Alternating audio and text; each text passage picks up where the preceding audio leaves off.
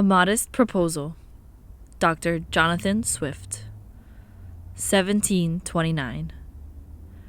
For preventing the children of poor people in Ireland from being a burden on their parents or country, and for making them beneficial to the public.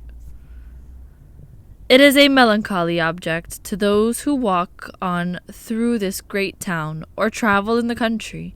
when they see the streets, the roads, and the cabin doors crowded with beggars of the female sex, followed by 3, 4, or 6 children, all in rags, and importuning every passenger for an alms. These mothers, instead of being able to work for their honest livelihood, are forced to employ all their time in strolling to beg sustenance for their helpless infants as they grow up, either turn thieves for want of work, or leave their dear native country to fight for the Pretender in Spain,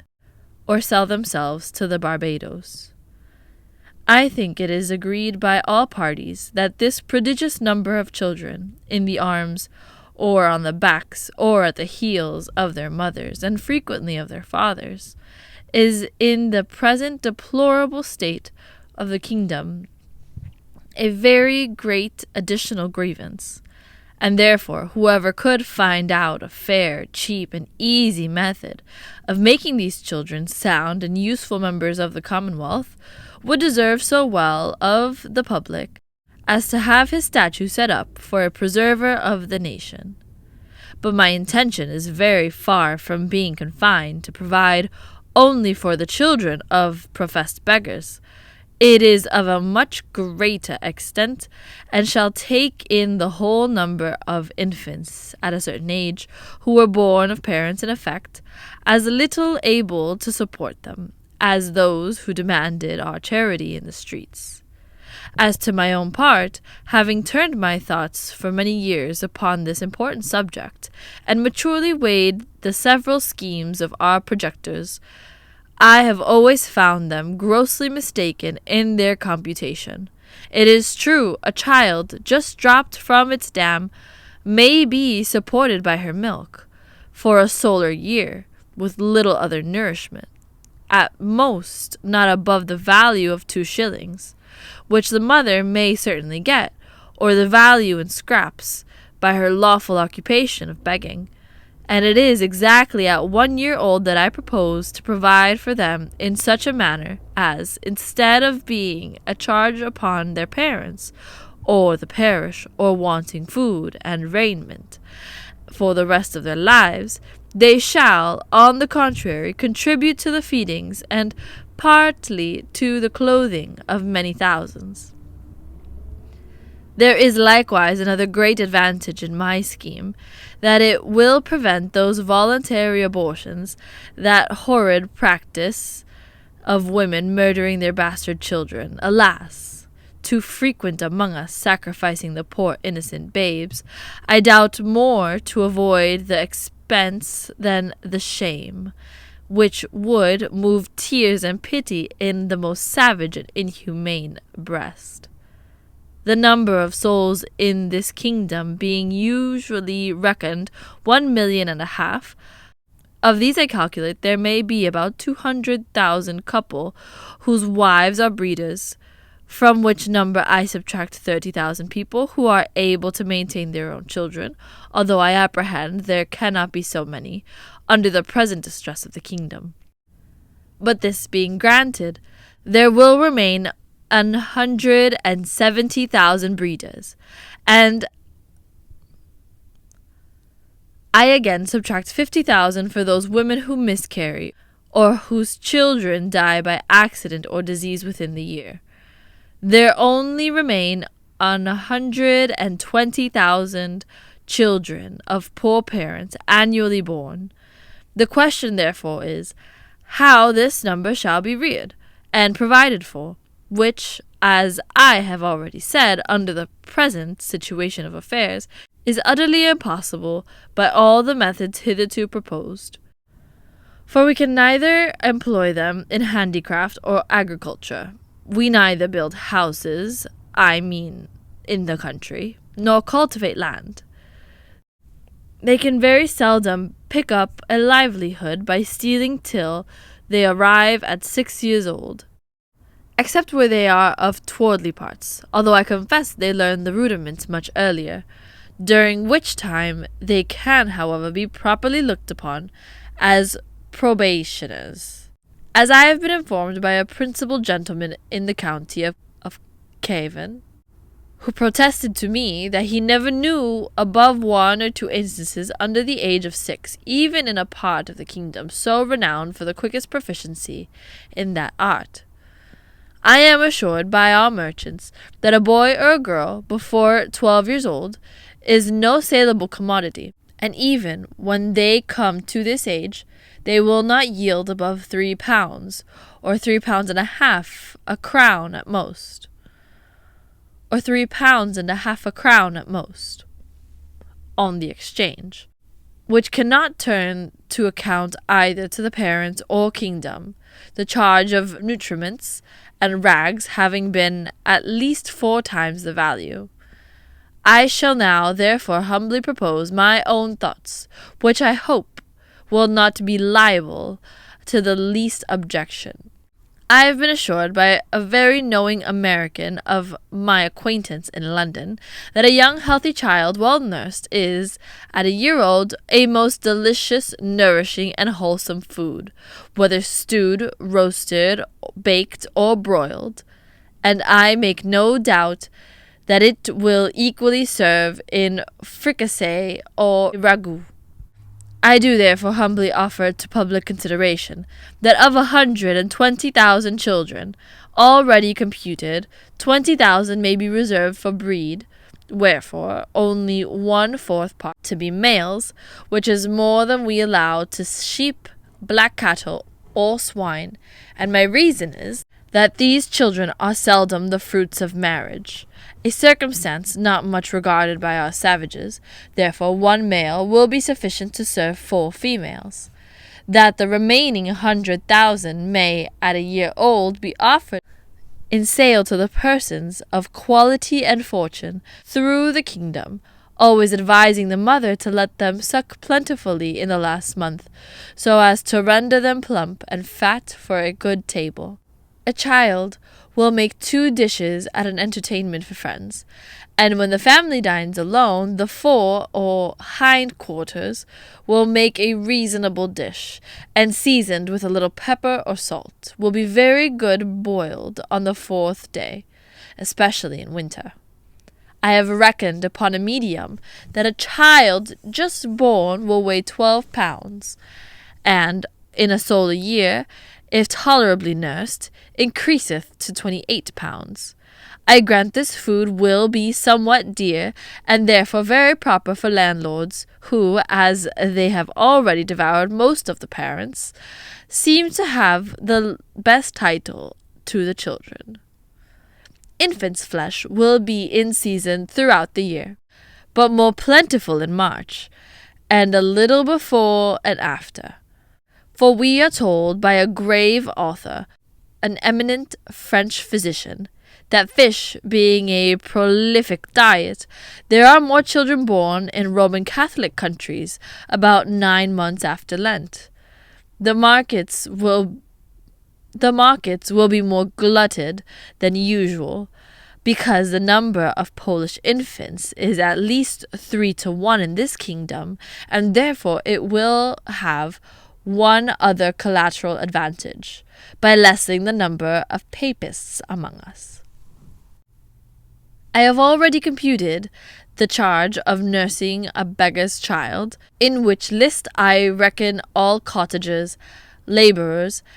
and 4/5 of the farmers, to be about 2 shillings per annum, rags included, and I believe no gentleman would repine to give 10 shillings for the carcass of a good fat child, which, as I have said, will make 4 dishes of excellent nutritive meat, when he hath only some particular friend, or his own family to dine with him. Thus the squire will learn to be a good landlord,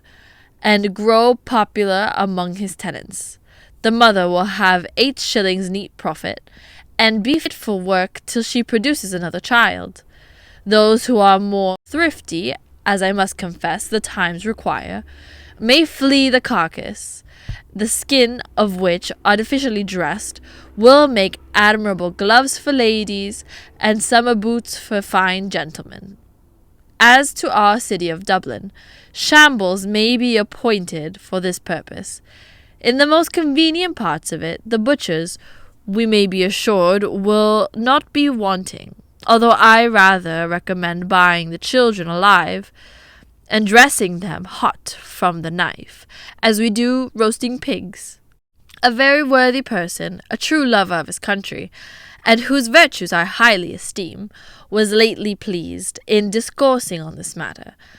to offer a refinement upon my scheme. He said that many gentlemen of this kingdom, having of late destroyed their deer, he conceived that the want of venison might be well supplied by the bodies of young lads and maidens, not exceeding 14 years of age, nor under 12. So great number of both sexes in every country, being now ready to starve for want of work and service, and these to be disposed of by their parents, if alive, or otherwise by their nearest relations, but with due deference to so excellent a friend, and so deserving a patriot, I cannot be altogether in his sentiments. For as to the males, my American acquaintance assured me from frequent experience that their flesh was generally tough and lean, like that of our schoolboys, and by continual exercise, and their taste disagreeable, and to fatten them would not answer the charge. Then, as to the females, I think it would, with humble submission, be a loss to the public, because they soon would become breeders themselves. And besides, it is not improbable that some scrupulous people might be apt to censure such a practice, although indeed very unjustly, as a little bordering upon cruelty, which, I confess, hath always been with me the strongest objection against any project, how well soever intended. But in order to justify my friend, he confessed that this expedient was put into his head by the famous Salmanazar, a native of the island Formosa, who came from thence to London above 20 years ago, and in conversation told my friend that in his country, when any young person happened to be put to death, the executioners sold the carcass to persons of quality as a prime dainty, and that in his time the body of a plump girl of 15 who was crucified for an attempt to poison the emperor was sold to his Imperial Majesty's Prime Minister of State, and other great mandarins of the court in joints from the gibbet at 400 crowns. Neither indeed can I deny that if the same use were made of several plump young girls in this town, who without one single groat to their fortunes cannot stir about without a chair, and appear at a playhouse and assemblies in foreign fineries, which they never will pay for, the kingdom would not be worse. Some persons of desponding spirit are in great concern about the vast number of poor people who are aged, diseased, or maimed, and I have been desired to employ my thoughts what course may be taken to ease the nation of so grievous an encumbrance. But I am not in the least pain upon that matter, because it is very well known that they are every day dying and rotting by cold and famine and filth and vermin, as fast as can be reasonably expected. And as to the young labourers, they are now in almost as hopeful a condition. They cannot get work, and consequently pine away from want of nourishment, to a degree that if any time they are accidentally hired to common labour, they have not strength to perform it. And thus the country and themselves are happily delivered from the evils to come. I have too long digressed, and therefore shall return to my subject. I think the advantages by the proposal which I have made are obvious and many, as well as of the highest importance. For first, I have already observed, it would greatly lessen the number of papists with whom we are yearly overrun, being the principal breeders of the nation, as well as our most dangerous enemies, and who stay at home on purpose with a design to deliver the kingdom to the pretender, hoping to take their advantage by the absence of so many good Protestants, who have chosen rather to leave their country than stay at home and pay tithes against their conscience to an episcopal curate. Secondly, the poor tenants will have something valuable of their own, which by law may be made liable to a distress, and help to pay their landlord's rent, their corn and cattle being already seized, and money a thing unknown. Thirdly, whereas the maintenance of 100,000 children from 2 years and upwards cannot be computed at less than 10 shillings apiece per annum, the nation's stock will be thereby increased £50,000 per annum,